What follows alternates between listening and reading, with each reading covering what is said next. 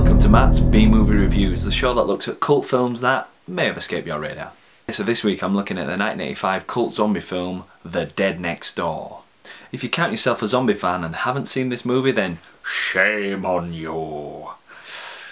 Well, not really shame, but might as well just go rent it or just watch this review and see if you like it.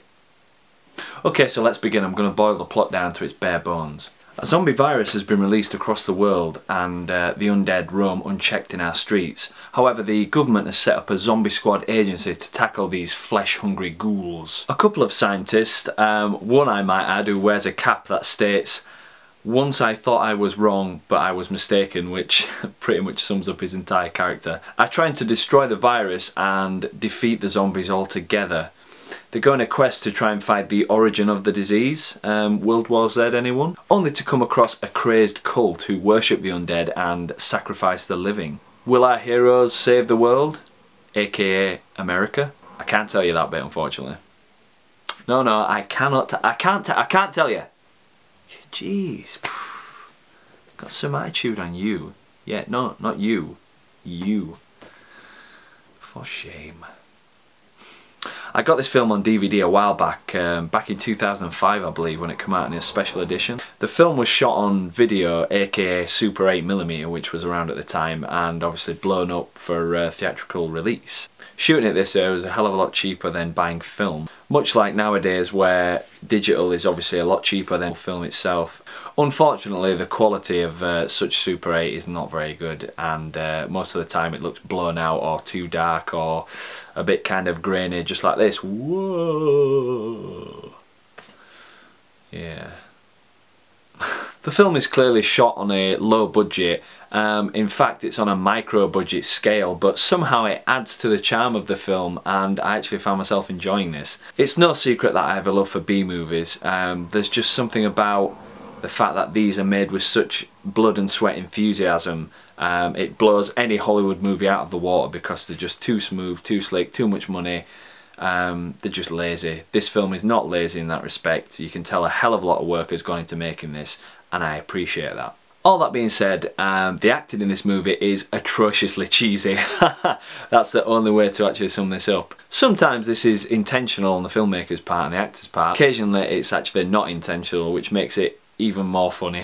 One scene that did have me chuckling was when one of the zombie squad guy reaches for his rifle, which is lying on the floor. He then mistakenly puts his hand in a decapitated zombie's mouth, who then bites down and chews off his fingers. The trooper then holds up his bloodied stump of a hand, which is spewing blood and gore in all directions, and then we see that his fingers are slowly coming out of the neck part of the decapitated zombie's head, which was actually probably the best effect in the movie, and I was quite impressed by that. I'd really recommend zombie fans of the Romero era to check this movie out because it has many nods to his work. Seeing a shaky cam following zombies which are shambling down streets and in drive-thrus, things like that, was just was quite epic actually. And in one really successful scene we see a bunch of zombies trying to rent Dawn of the Dead and The Evil Dead at the local video store, which is not to be missed. In fact, I think the guy who was renting him was actually in Dawn of the Dead, or they must have got some guy and made him up exactly the same, who knows. I'm going to give this movie an energetically gore-soaked 5 out of 5, so get out of here, you're making me nauseous, as someone says in the film, which is a quality line. In fact, it's almost as good as Troll 2 and Zardoz. Zardoz.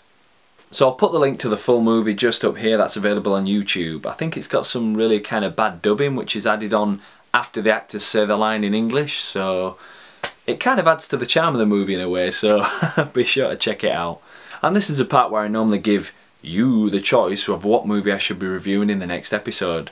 However, I'm going to give you a different choice. I'm going to give you the choice of, should I continue with this series or should I just let it lie at 6 episodes? The choice is yours. If you want me to produce more episodes of this, as I have plenty more B-movies that I've seen that I'd like to share with you, the audience, then simply click the like button, which is below this video. The more likes I get, the more I know that you want me to keep going with this, so I will do.